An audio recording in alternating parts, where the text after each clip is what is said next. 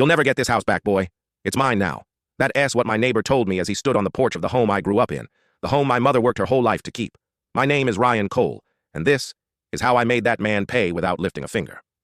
After my father died, it was just Mom and me in our little countryside cottage. We didn't have much, but Mom always said, "A small home filled with love is worth more than a mansion full of pride." Our next-door neighbor, Mr. Ward, never thought so. He owned a big house, ran a small business, and loved reminding everyone how successful he was. Still, Mom trusted him.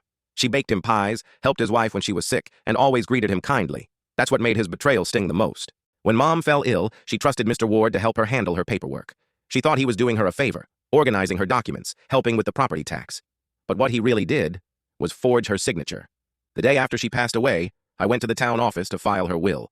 That's when I found out the property title had been transferred to his name. When I confronted him, he smirked. "It's all legal," he said coldly. "Your mother signed it over to me. Maybe next time you'll learn how business works."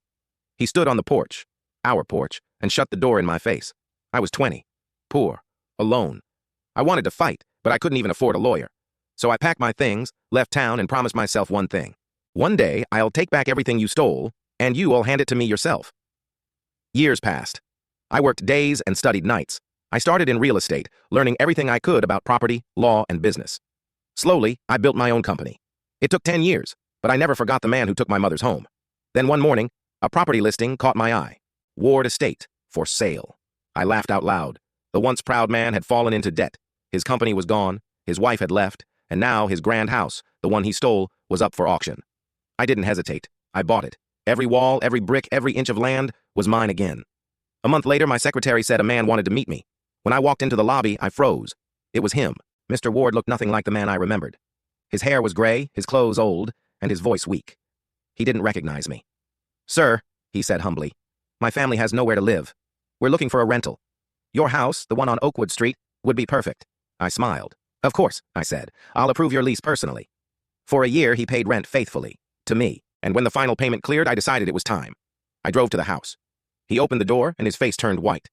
You?" he stammered. "Yes," I said. "The boy whose house you stole." He fell silent. His wife began to cry. "Please," he begged, "don't throw us out. We have nowhere to go." I looked around at the home that once held my mother's laughter. Then I handed him a faded paper, the old deed, with my mother's signature scratched beneath his forgery. "Keep it," I said softly. "Let it remind you that greed doesn't last. But truth always comes home." That night, I sat on the same porch my mother used to rock on. The stars shone above and the air felt like peace.